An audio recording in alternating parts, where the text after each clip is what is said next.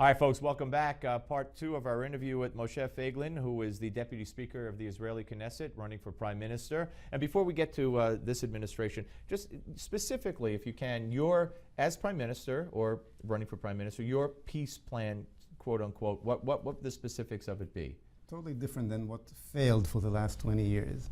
Annex the land, flourishing the land with a lot of Jewish villages, encouraging the Jews to come from all over the world, make aliyah,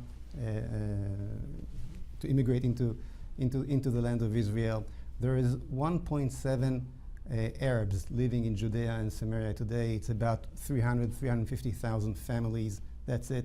Israel spend almost 11% of its income every year on this false bloodshed Oslo agreement, which living up to those terms. That's right.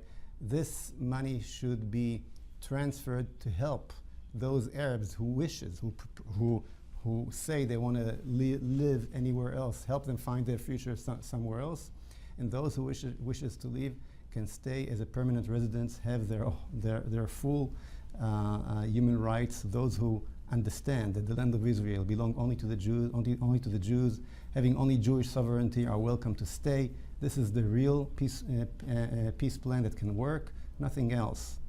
Well, Mr. Deputy Speaker, when John Kerry talks about how Israel, if they don't accept a two-state solution now or very soon, they couldn't help but become an apartheid state.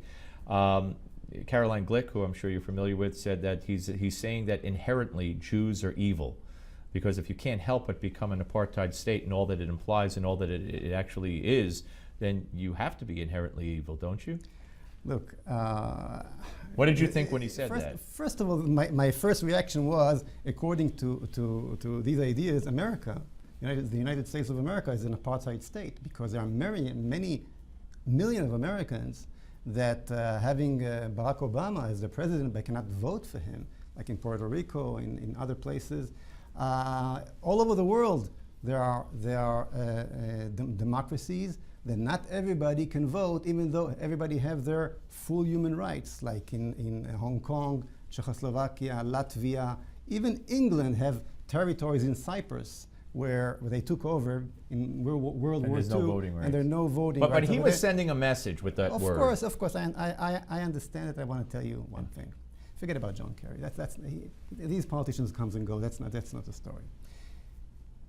You know that Israel is the only state in history that sent its troop to Africa to bring Africans back to that country.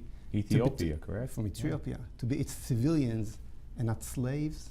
I think Israel is the last country on earth to be blamed of being an apartheid state. Would you agree that the proposed Palestinian state and most Arab countries, when it comes to Jews, are apartheid states? Well, of course. The Jews left during the 50s. They left Egypt, Syria, Iraq, Jordan, and came to Israel only with their clothes on their body, with nothing more.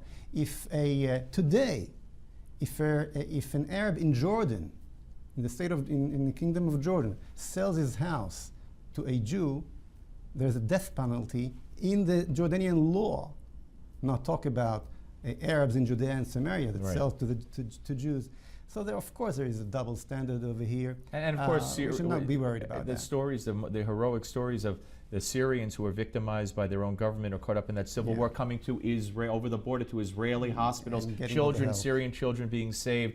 The other way around, I couldn't even picture that happening. I can't tell you what a pleasure. I wish I had another hour to talk to you. I would like to talk to you again, and good luck. And we don't know when the elections are, because it's not like here where it's every 4 years on a specific date. It's a different system over in Israel. But I wish you well, and thank you, Mr. Deputy Speaker, for coming in. Really appreciate it. All right, folks, we have a lot more ahead in the next segment. When we come back, we're going to be joined by the great Andy McCarthy, and there's some talk about Andy McCarthy being named special counsel to the Select Committee on Benghazi. So I can't wait to ask him about that. Certainly, I can't think of anybody more qualified, whether or not he would want it and whether or not he thinks it would be a good idea. That just might be a whole nother story. So we will have to see. Now stay where you are. And we'll be back with more of the show and Andy McCarthy. But first, today's America's Moment takes a look at Operation Nickelgrass. Now, that's the overt strategic airlift and operation conducted by the United States to deliver weapons and supplies to Israel during the 73 Yom Kippur War. You don't want to miss it. Stay tuned.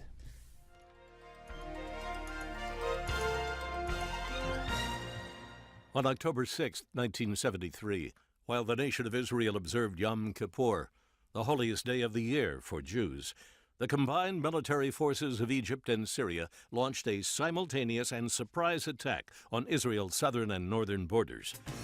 Within days, the Israeli army found itself in retreat, losing a third of its equipment and outnumbered by the enemy 3-1. As he could not believe, he said, "We cannot stop them." Recognizing their very existence was at stake, President Nixon moved quickly to resupply our ally Israel and their besieged army.